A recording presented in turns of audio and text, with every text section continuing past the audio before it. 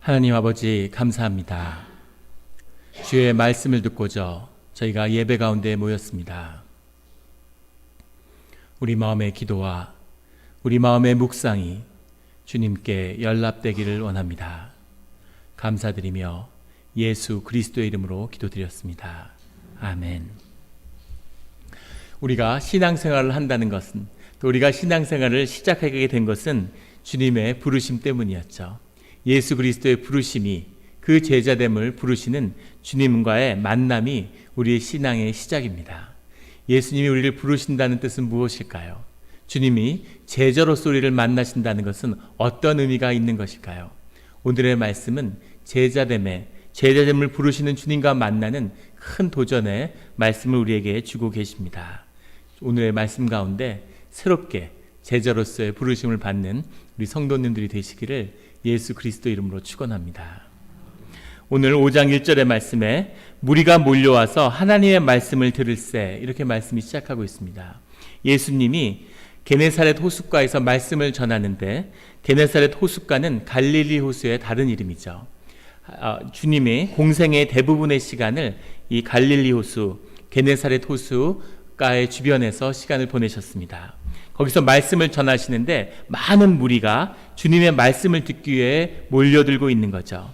그런데 예수님은 그 호숫가에 서서 그 호숫가에 배 두 척이 있는 것을 보시고 어부들은 배에서 나와서 그물을 씻고 있는 거죠.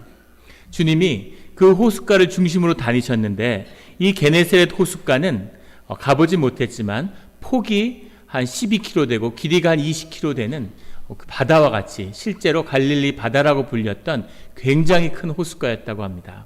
그런데 그 호숫가를 주변에서 하나님의 말씀을 많이 증거하셨는데, 오늘은 특별히 바로 그 바닷가에 바로 붙여서 바닷가의 물 앞에까지 와서 서 계신 거죠.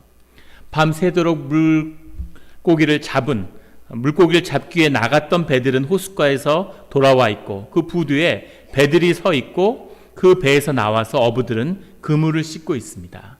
그런데 주님이 그곳에 말씀을 전하기 위해 서 있는 거죠. 3절에 예수께서 한 배에 오르시니 그 배는 시몬의 배라. 시몬의 배에 주님이 오르셔서 그 배 위에서 육지에서 조금 떼기를 청하시고, 배에 서신 상태에서 배가 육지에서 조금 떨어진 거죠. 배는 아마 한 7, 8m 되는 조그만 고깃배였을 것으로 그렇게 봅니다. 그 배 위에 쓰셔서 그 청중들을 뭇에 두고 뭇을 향하여 말씀을 전하고 계신 거죠. 왜 이렇게 말씀을 전하셨을까? 왜 이 부둣가로 주님이 찾아오셨을까? 많은 사람들이 따르고 사람들이 애워싸는데 그 가운데 말씀을 전하기가 여의치 않기 때문에 바닷가에 오르셔서 사람들을 한 곳에 집중하고 배 위에 타 있는 예수님을 바르게 응시할 수 있게 하셨을 거다, 이런 이해도 있습니다. 또 바닷가에 서서 말씀을 전하면 밤에는 육지에서 바람이 바다 쪽으로 불지만 낮이 돼서 해가 뜨면 바다 쪽에서 육지로 바람이 불기 때문에 하나님이 이 말씀을 증거할 때 그 말씀이 바람을 타고 더 멀리 정확하게 전파됐을 것이다, 이런 이해도 있습니다. 실제 실험을 해보면 한 2만여 명의 사람에게 스피커나 마이크 없이 육성으로 말씀을 전할 수 있다고 그래요. 그 주님이 바닷가에 서서 말씀을 전하시는 거죠.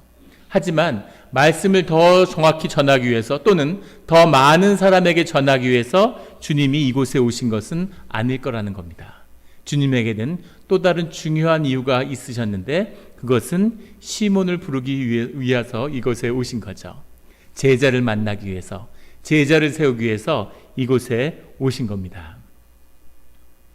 많은 제자들이 주님을 따랐고 그 가운데 여성 제자들도 많이 있었죠. 그런데 특별히 12제자를 구별해서 세우신 뜻은 그 12제자가 유다와 이스라엘의 12지파를 표시하기 때문입니다. 다시 하나님의 부르심을 받고 회복되어야 하는, 주 안에서 세워져야 하는 이스라엘의 12지파를 그 12제자들이 상징하고 있기 때문에 제자의 한 명 한 명을 하나님이 귀하게 세우시는 거죠. 그래서 그 공생의 처음 시몬을 베드로로 받는, 베드로를 주님의 첫 번째 제자로 부르시는 그 역사가 이제 시작되려고 하고 있는 거죠. 주님이 배에 올라서 그 말씀을 쭉 마치시는데 베드로는 이때는 아직 시몬이죠. 베드로라는 반석이라는 이름을 받기 전에 이때 시몬은 어떤 마음이었을까? 밤새도록 물고기를 잡고 그나마도 물고기를 많이 못 잡아서 낙심이 됐는데 피곤하고 지쳐서 그 피곤한 몸을 이끌고 그물을 씻어 놓기 위해서 그물을 씻어서 다음에 쓸 수 있도록 썩거나 오물이 끼지 않도록 다 씻은 다음에 집에 돌아가야 되는데 예수님과 그를 따르는 무리들이 몰려오고 예수님의 그 시몬의 배에 오르신 거죠. 오르시지 못하게 막을 수도 없고 또 그 말씀을 선포하는데 끝날 때까지 아마 기다려야 되는 것이 쉽지 않았을 겁니다.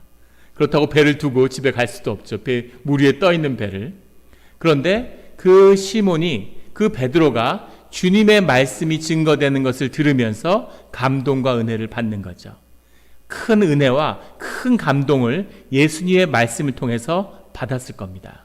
그 말씀이 임하니까 그 말씀의 은혜가 있으니까 그 자리에서 지키고 예수님의 말씀을 끝까지 들을 수 있었겠죠. 그런데 그 말씀을 마치신 다음에 4절에 말씀을 마치시고 시몬에게 이르시되 깊은 데로 가서 그물을 내려 고기를 잡으라 이렇게 주님이 말씀하십니다. 아무리 커도 게네사렛 호수는 민물이죠. 민물 낚시는 한 번도 낚시를 해보지 않은 저 같은 사람도 민물 낚시는 얕은 물에서 물고기가 모이고 잡힌다는 것을 상식적으로 알고 있어요. 그런데 베드로는 어부의 집에서 태어나서 아마 7, 8살, 6, 7살 학교를 다닌 것도 아니고 손을 쓰고 발을 쓸 수 있는 그런 나이가 됐을 쯤에는 아버지를 따라서 물고기 잡는 일을 시작했을 겁니다. 평생을 매일 밤마다 나가서 물고기를 잡고 새벽에 돌아오는 일들을 반복했겠죠. 게네사렛 호숫가가 아무리 넓어도 그 물속의 물길들을 잘 이해하고 있고 물고기를 계속 잡아왔고 물고기가 잘 잡히지 않는다는 사실도 잘 알고 있죠. 그렇게 지치고 피곤한 이 베드로에게 주님이 뭐라고 말씀하시냐면 깊은 데로 가서 그물을 내려 고기를 잡으라고 말씀하시는 거죠. 황당하기 짝이 없는 목수가 뭘 한다고 어부한테 물고기 잡는 일을 코치해 줄까 이런 마음이 들었을 줄 모르죠. 하지만 무슨 이유에선지 주님은 그물을 내려 고기를 잡으라고 말씀하시는 겁니다. 거기에 대한 시몬의 반응이 5절에 나옵니다.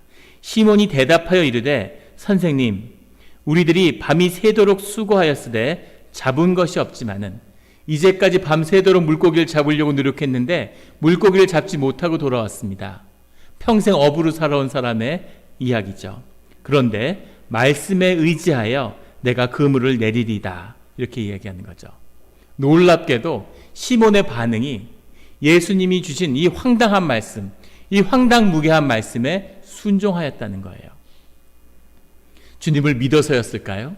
그렇지는 않은 것 같습니다. 정말 믿었더라면 물고기를 잡기 위해서 다른 사람을 대동하고 나갔을 텐데 뒤에 7절의 말씀에 보면 물고기를 잡은 다음에 다른 동무들에게 손짓하여 와서 도와달라 하니 그 이야기를 보면 사실은 주님이 시키니까 나가서 던지긴 하지만 주님이 말씀하시니까 예수님의 말씀이니까 말씀에 의지해서 나가는 보지만 실제는 믿지 않은 거죠. 물고기가 잡힐 거라는 그런 기대와 소망은 없었던 것 같습니다. 처음 예수님을 만났는데 신뢰가 있었을까요? 주님을 신뢰하는 것은 아니었을 거예요. 믿는 것도 아니었을 겁니다. 뭐 특별한 소망을 가진 것도 아닌 것 같아요. 그런데도 놀랍게도 베드로의 반응은 그 말씀에 의지해서 그물을 던졌다는 겁니다. 우리의 삶 가운데 항상 주님이 우리에게 찾아오시고 주님의 역사가 시작되는 것은 우리의 지식과 우리의 의지와 우리의 경험의 끝에서 그것이 무너졌을 때 주님의 삶이 새롭게 시작되는 거죠. 심리학자들에 의하면 사람이 태어나서 7살 때까지는 엄마의 역할이 결정적이라고 하죠. 어머니와 보내는 시간을 통해서 엄마의 삶을 통해서 삶의 모든 사랑과 자기 자신에 대한 신뢰감, 존재감들을 느끼게 된다고 그래요. 그 다음에 7살부터 14살까지는 아버지의 역할이 아주 중요한데 그 시간에 아버지가 자녀와 함께 시간을 보내줘야 된다는 거죠. 아버지와 보내는 시간을 통해서 아이의 자존감이 자라나고 모든 삶에 필요한 것들을 학습하게 된다는 겁니다. 삶에 관한 모든 것을 아버지를 통해서 흡수하는 시간, 이것이 14살까지의 시기라고 그러죠. 14살부터 21살까지는 어머니와 아버지에게서 배운 그 모든 것을 부정하고 깨트리는 시간을 갖는다고 그래요. 세상의 모든 인습, 권위, 편견, 상식, 지식 모든 것을 거부하면서 자기 자신을 확인하고 자아를 세워나가는 그 시간이 21살까지의 시간이라고 그러죠. 그리고 21살부터 28살까지 그 꿈을 이루어 보려고 자기의 자아를 실현해 보려고 노력하는 시간을 가진 다음에 그 시기에 언젠가에서 결혼을 하게 된다는 거죠. 결혼을 하고 난 뒤에 남자도 여자도 남편과 부인 때문에 그 꿈을 접게 되는 것, 이것이 인생이라고 합니다. 21살이 넘었는데 권위를 무너뜨리려는 사람은 뭔가 삶에 문제가 있는 거죠. 우리의 삶이 그 기간들을 잘 보내서 그 삶을 견고하게 무너지지 않는 것으로, 온전한 것으로 만들어지는 것이 좋은 삶이고 완성된 삶인 것처럼 그렇게 세상에선 이야기합니다. 하지만 하나님이 부르시는, 주님이 부르시는 우리의 삶의 내용이라는 것은 바로 그 삶이 무너지고 꺾여진 자리죠. 그 삶이 허물어지고 그 꿈이 깨지고 그 자아가 깨져버린 그 곳에서 하나님의 꿈이, 하나님의 소망이, 하나님이 우리를 향한 그 생명의 역사가 피어나기 시작하는 것, 이것이 주님이 부르시는 우리의 삶의, 주님의 자연의 삶의 시작입니다. 그래서 주님 안에서 깨지고 무너진 것은 축복의 통로가 되는 것이죠. 베드로는 오늘 밤 새도록 고기를 잡으려고 했지만 잡을 수 없었죠. 어부인데 평생 거기서 물고기를 잡았는데 거기서 무언가를 이루려고 노력했는데 그런데 그것을 이룰 수 없는, 아무것도 거둔 것이 없는 그 삶의 자리, 그 끝에서 주님의 말씀을 만난 거죠. 그리고 새로운 삶이 이제 시작되려고 하는 겁니다. 그런데 이 베드로의 귀한 것은 말씀에 의지하여 그 그물을 내렸다는 거죠. 그 말씀에 의지하는 것은 믿음과 신뢰는 아니었지만 주님을 의지하는, 주님의 말씀에 순종하는 것이었다는 거예요. 순종입니다. 신앙의 중심에는 주님을 향한 순종의 뜻이 담겨 있어요. 주님이 말씀하셨기 때문에, 주심의 말씀이 임했기 때문에 주님의 말씀에 무조건 순종하는, 우리의 의지를 꺾고 순종하는, 우리의 목을 꺾고 주님께 순종하는 것, 이것이 신앙의 시작이라는 것을 베드로가 오늘 예수님을 만나는 그 자리에서 보여주고 있습니다. 주님의 말씀을 만났을 때 주님께 순종하는 우리 모두가 되기를 예수 그리스도의 이름으로 축원합니다. 주님의 말씀이 귀하고 주님의 말씀이 정말 감동이 되고 주님의 말씀에 은혜가 돼서 주님을 따라다니는 많은 무리가 주님 곁에 있죠. 하지만 그들은 자신의 삶의 문제를 말씀 가운데 풀지 못하는 거예요. 그리고 자기의 삶의 문제를 맞닥뜨렸을 때는 그 말씀을 던지는 거죠. 그 무리들이 예루살렘에서 주님에게 돌을 던지고 주님에게 침을 뱉는 그런 역사가 기다리고 있습니다. 말씀에 은혜 받는 것이 중요한 것이 아니라 하나님의 말씀을 듣고 순종하는 것이 제자의 삶의 시작이라는 것을 보게 되는 거죠. 그거보다 한 발자국 더 나간 도전이 우리 앞에 있습니다. 주님이 오셔서 시몬에게 그물을 내려 고기를 잡으라 이렇게 말씀하시는 거죠. 아마 시몬은 말씀을 들으면서도 계속 마음이 편치 않았던 것 같아요. 마음속에는 고기를 못 잡은 것이 마음속을 사로잡고 있겠죠. 풍성하게 무슨 냉동창고에 고기를 얼려놓은 것도 아니고 그날 하루 밤에 나가서 물고기를 잡아 팔아야 그래야 가족도 먹여 살리고 생계도 유지할 수 있는데, 그런데 그 문제를 풀지 못하고 물고기가 한 마리도 없는데 주님의 은혜가 감사하고 주님의 말씀을 들으면서 은혜를 느끼지만은, 하지만 이 물고기의 문제를, 내 삶의 문제를 어떻게 해야 되나 하는 근심이 있었겠죠. 그런데 주님이 주신 말씀은 그 다른 어떤 설명도, 어떤 무슨 해명도 아니라 주님이 바로 시몬에게 준 말씀은 그물을 내려 고기를 잡으라는 겁니다. 너의 문제, 너의 삶의 문제에 말씀에 의지해서 그 고기를 잡아야 된다는 거죠. 우리의 신앙이라고 하는 것, 우리가 신앙의 길 가운데 간다고 하는 것은 주님의 말씀을 통해 얻은 그 믿음을 가지고 삶의 문제를 정직하게 정면으로 마주한다는 것, 그 마주에서 믿음이 삶의 도전을 부딪혀서 거기서 나타나는 열매가 우리의 신앙이죠. 그 신앙에는 반드시 삶의 진실과 열매가 나타나야 됩니다. 우리 삶의 문제가 신앙이 있다면, 우리에게 믿음이 있다면, 주님에게 받은 말씀이 있다면 그 말씀에 의지해서 그 문제가 풀려야 되는 거죠. 내가 비즈니스를 하는데 그 비즈니스가 되지 않는다면 그것은 주님 안에서 우리의 말씀을 통해서 그 문제가 풀려나야 하는 문제예요. 주님과의 관계에서 답이 나와야 되는 겁니다. 그런데 이원적인 거짓된 종교 생활을 하다 보니까 말씀이라는 것이 진실하지 못한 거죠. 그냥 종교 생활은 엑스트라의 삶이고 또 세상에 먹고 사는 건 먹고 사는 문제니까 삶의 문제의 도전이 오면 제일 먼저 희생되는 것이 교회 생활인 거죠. 신앙 생활인 겁니다. 이것은 있어도 그만 없어도 그만인 거니까 비즈니스가 바쁘니까 뭔가 생업에 더 중요한 일이 있으니까. 그런데 참된 신앙이라면 신앙 안에서 예배 가운데서 그 문제가 풀어지는 그런 믿음을 가지고 있다면 사업이 어려울수록 문제가 어려울수록 믿음을 가지고 그 문제가 풀려나야 하는 거죠. 한 집사님이 그런 고백을 하세요. 자녀가 취업을 준비하고 있는데 취업을 준비하는 대학을 졸업하고 취업을 준비하는 자녀 마음에 큰 두려움이 있다는 것을 보게 되었다는 거예요. 그러면서 마음이 얼마나 미안했는지 모른다고 그런 고백을 하시더라고요. 가슴 아픈 일이죠. 아이에게 먹고 사는 문제가 중요한 문제야. 취업하는 게 중요해. 먹고 사는 게 제일 중요해. 생존이 중요해. 이런 얘기를 단 한 번도 한 적이 없다는 거예요. 우리 모두가 이민자로서 겪는 아픔이죠. 와서 생존이 너무 두렵고 생존의 파도가 너무 높기 때문에 거기서 살아남으려고 세상에서 살아남으려고 그렇게 노력하고 애썼는데 그 애쓰고 희생한 내 삶의 열매로 우리 자녀들은 그런 두려움 없이 그런 걱정 없이 세상의 주인 행세하며 살아가기를 원했는데 내가 원하지 않았던 내가 바라지 않았지만 그런 말 한마디 한 적 없지만 내 두려워하는 모습 세상의 생존의 두려움에 떠는 내 모습을 보고 자녀들이 세상에 눌리는 거죠. 생존이 두려운 거구나. 생존이 무섭구나. 생존이 어렵구나. 이게 제일 중요한 이슈구나 삶에. 이런 것을 나도 모르게 10년 가운데 자녀에게 남긴 그런 우리의 종교생활의 유산을 그 굴레를 자녀들이 걸머지고 있는 걸 보는 것 이것이 이민교회의 가장 큰 아픔입니다. 생존을 넘어서야 되는 거죠. 생존을 넘어서야 하나님의 생명이 우리의 삶 가운데 피어나게 되는데 생존에 눌리니까 생존을 말씀에 의지해서 풀어내는 그런 신앙의 삶을 걸어가지 못하니까 말씀을 통해서 우리의 고기의 문제를 고기를 낚는 문제를 해결하지 못하니까 그러니까 삶에 눌리는 것을 가장 나쁜 유산을 자녀에게 물려주는 겁니다.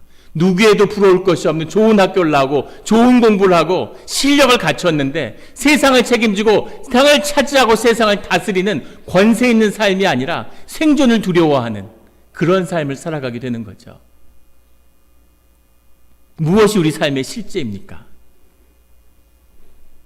아버지가 어느 날 초등학교 다니는 어린 아들이 야구를 하는데 직장이 끝나고 야구 시합을 보러 갔대요.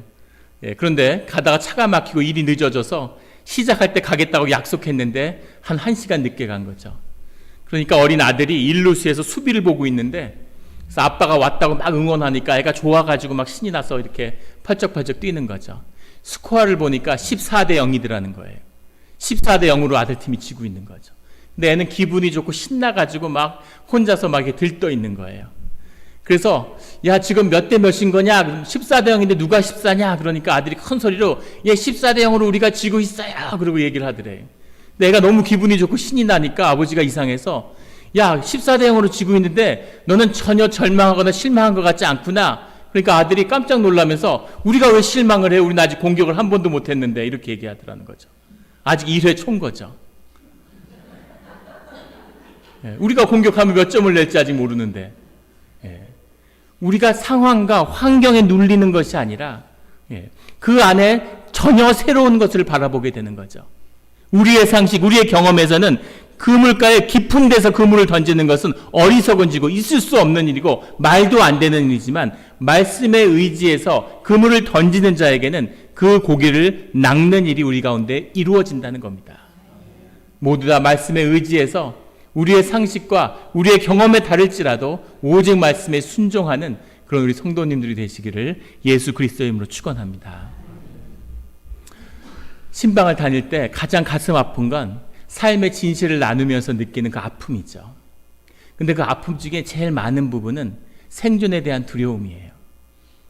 사는 게, 먹고 사는 게 힘들고 먹고 사는데 쫓긴다는 그런 말씀들을 제일 많이 듣죠.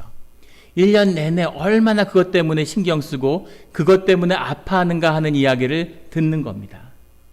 그런데 사실은 진실은 무엇이냐면 단 한 번도 교회 가운데에서 온전한 11조를 하는 분이 주 안에서 삶의 풍성함을 놓치는 것을 본 적이 없어요.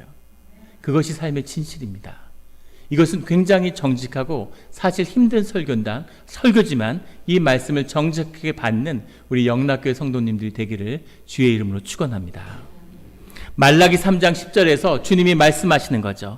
너희들이 온전한 11조를 창고에 들여 나의 집에 양식이 있게 한 다음에 그곳으로 나를 시험하여 보라. 하늘 문을 열고 너희에게 복을 쌓을 곳이 없도록, 복을 더 쌓을 곳이 없도록 붓는 주님의 축복이 있는지 없는지를 너희가 나를 시험해 보라는 거죠. 이 시험해 보라는 말씀이 오늘 말씀에 나오는 믿음이 없고 신뢰가 없지만 그 말씀대로 한번 복종해 봐라, 순종해 봐라 하는 그 뜻입니다. 너희가 이것을 한 번만 순종해 본다면, 너희가 이것을 한 번만 살아본다면 너희 삶의 그 생존의 묶임을 벗어날 수 있을 텐데 하는 아버지의 안타까움이죠. 아버지가 재벌인데 아버지가 주인으로 있는 회사에 취직해가지고 거기서 해고당할까봐 걱정하는 아들이 있겠습니까? 거기서 월급 안 나올까봐, 회사하고 사업이 어려울까봐, 그 회사에서 과장, 부장님 눈치 보면서 힘들어하는 그런 자녀가 있겠습니까? 하물며 주님을 아버지로 모시고 하나님의 아버지가 되신다고 고백하는 아들이 생존의 문제를 어려워한다는 게 이게 있을 수가 있는 일입니까?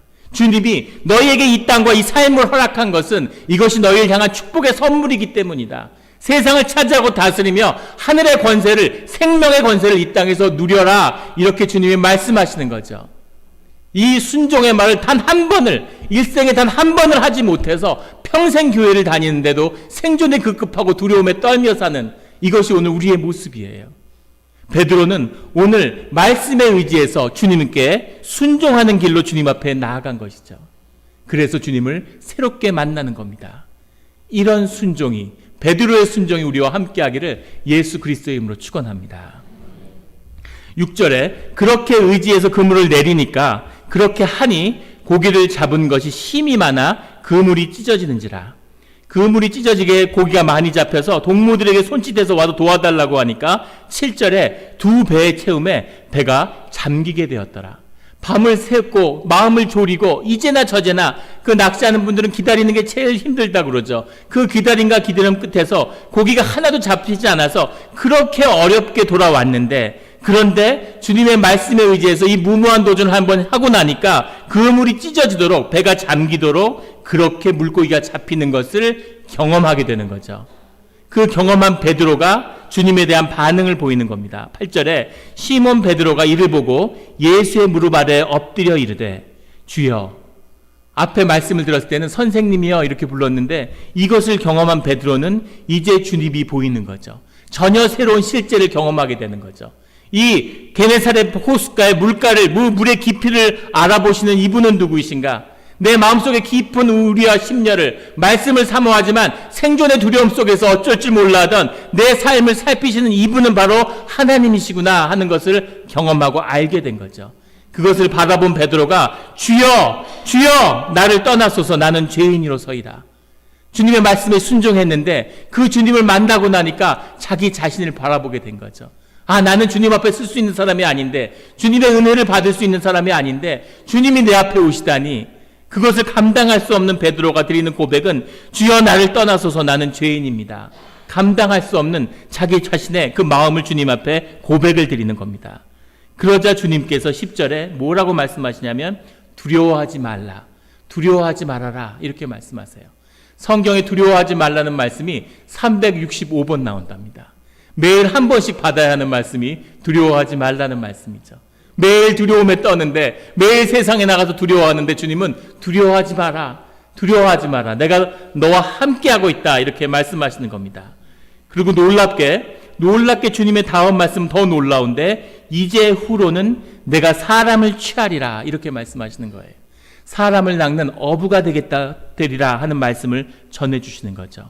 죄인인데 말씀을 감당할 수 없는 사람입니다. 저는 죄인이기 때문에 주님 앞에 앉아있을 수조차 없습니다. 라고 찾아온 고백을 들은 주님이 반응은 네가 사람을 낚는 어부가 되라. 나의 사역자가 되라. 나와 함께하는 너는 사도의 삶을 살아야 된다. 이렇게 말씀하시고 초청하시는 거예요. 놀라운 은총적인 사명이 주어지는 겁니다. 죄를 참회하는 그런 주님의 사명이 주어지는 거죠. 주님이 죄인과 함께 하시며 죄인과 먹고 마시며 죄인의 삶을 통해서 주님의 구원을 이루어 가시는 사역을 우리를 통해 이루시기를 원하신다는 거죠. 모든 믿는 자들은, 모든 주께 구원받고 사함을 받은 죄인들은 주님 앞에 이런 은총적인 사명 앞에 놓여 있습니다. 교회를 다닌 분들은 모두 봉사하셔야 돼요. 주님의 이름으로 세상에 주님의 이름을 전하는 일들을 감당해야 되는 겁니다. 한국의 그 정동에 있는 오래된 그런 감리교회가 있는데, 한국에서 사역을 할 때 제가 섬기던 교회에서 경로 사역을 하려고 경로대학을 준비하고 있었습니다. 그런데 그걸 알아보니까 그 정동에 있는 교회가 그 사역을 그렇게 잘한다는 얘기가 있어요. 그래서 어떻게 여긴 사역이 그렇게 잘 되나 하고 그 교회를 한번 보러 갔습니다. 권사님, 장로님들 다 모시고 집사님들 함께 가서 그걸 한번 보고 오자. 갔는데 배우고 들을 것도 없어요. 가는 순간 알았습니다. 밥을 먹는데 점심을 89세 된 권사님, 92세 된 장로님이 거기서 식판을 들고 봉사를 하고 계시더라고요. 92세 된 장로님이 봉사를 하는데 무슨 사역이 안 될 게 있겠습니까? 어떤 사역을 해도 다 잘 되죠. 교회 가운데 92세 된 장로님이 봉사를 하는데 그게 어떤 섬기는 공동체겠습니까? 은퇴를 했다는 것은 재직에서 물러났다는 뜻이지 봉사가 끝났다는 뜻이 아니에요. 근데 거기에 그 경로할 때 대접을, 섬김을 받기 위해서 온 분들이 70대 분들이 앉아서 식사를 하고 계시는데 90대 분이 서빙을 하는 거죠. 누가 복받은 자입니까? 음식을 대접받는 자입니까? 아니면 90세의 것을 봉사할 수 있는 체력과 마음과 그 섬기는 그 심령을 가진 누가 더 축복받은 자입니까? 하나님에게 앞에서 이 사명을 받은 자들은 하나님의 축복을 하늘에서 내려주시기 위한 부르심인 거죠. 축복의 도구로 쓰기 위한 부르심인 겁니다. 베드로가 아쉬워서가 아니라, 베드로가 무슨 능력이 있어서가 아니라, 베드로의 이 순종하는 마음 가운데 이 심령에 하나님이 축복을 주시고 싶은 거죠. 그 부르심으로 베드로를 사도로 부르심을 받는 거죠. 그 은혜를, 그 축복을 받는 자들이 주의 제자들입니다. 11절에 그들이 베드로를 육지에 대고 모든 것을 버려두고 예수를 따르니라. 시몬 베드로뿐 아니라 그의 친구인 야고보와 요한도 하나님의 이 사역을 경험한 다음에 배를 두고 예수님을 따르는 거예요. 배를 가지고 살아가는 것, 자기 배를 한 척 마련하는 것이 일생의 골이 될 수 있고, 하루에 물고기가 잡히지 않은 것, 어제만큼 잡히지 않으면, 계속 이렇게 잡히지 않으면 어떡하지? 내일도 잡히면 안 잡히면 어떡하지? 그런 염려와 그런 어려움을 가지고 살아가는 그런 사람들이었잖아요. 그런데 주님을 한번 만나서 말씀에 한번 순종함으로, 그리고 그 말씀과 생존의 그 깊은 비밀이 주께 있다는 것을 한번 정직하게 맞이한, 그것을 맞아들인 주의 이 제자들은 그 다음에 주님께 말씀을 듣고는 이제 배를 버려두고, 어떻게 배를 버려두고 바로 갈 수 있을까요? 주님, 배가 이 등기하고 절차가 한 달 정도 걸립니다. 주님이 이거 어부하고 이 주변의 관계를 정리하는데 한 2주는 걸려야 되는데, 심지어 주님은 자신의 부모를 장례하고 오는 자도 합당하지 않다고 말씀하시죠. 주님의 일이 그 가장 삶의 중심이 되는, 그 실존의 중심에 있는 그 실제를 마주한 자들은 삶의 가장 중요한 콜링이 무엇인지를, 사명이 무엇인지를 바라보고 있는 거죠. 이것이 정직한 신앙을, 정직한 마음으로 주님을 대변한 자들의 삶의 자리입니다.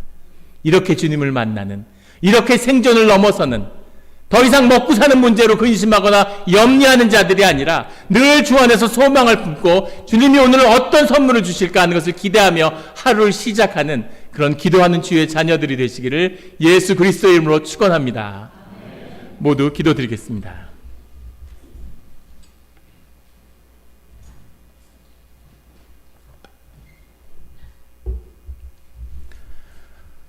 하나님 아버지 감사합니다. 세상에 속아서 세상을 다스리라고 보내셨는데 세상에 종사일을 하면서 두려움에 떨고 살았습니다. 먹고 사는 문제가 왜 이렇게 힘든지 맞지 않는 자리에 서서, 원하지 않는 곳에서 힘들어하면서 먹고 사는 걸 고마워하는 것이 내 분수인 줄 알고, 세상은 모두 우리에게 분수를 알라고 얘기하고 우리의 길을 누르고 꺾는 것을 최고의 사명으로 여기는데 거기에 속아서 평생 종살이를 하며 살았음을 주님 앞에 고백합니다. 주여 아버지여, 주님의 말씀에 한 번 순종하는 그런 순종하는 마음을 주시옵소서. 그런 결단을 허락하여 주시옵소서. 베드로와 같이 한 번 순종함으로 믿음도 없고 신뢰도 없지만 주님의 말씀에 한 번 순종함으로 생존을 벗어나고 진실의 세계에 실제를 한번 부딪히는 그런 삶의 기회를 허락하여 주시옵소서. 주님, 새로운 삶이 시작되기를 원합니다. 생존을 넘었으며 생명이 우리의 삶에서 피어나는 그런 삶을 한번 살아보기를 원합니다. 자녀에게 하나님을 유산으로 남기며 모든 삶의 주인이 되시는 그 주님이 우리의 삶의 중심에 있다는 것을 전할 수 있는 그런 믿음의 생활을 하기를 원합니다. 주여 아버지, 그 은혜와 그 구속의 은혜와 십자가의 보혈의 은혜가 우리와 함께하고 있사오니 그 일을 우리 가운데 속히 이루어 주시옵소서.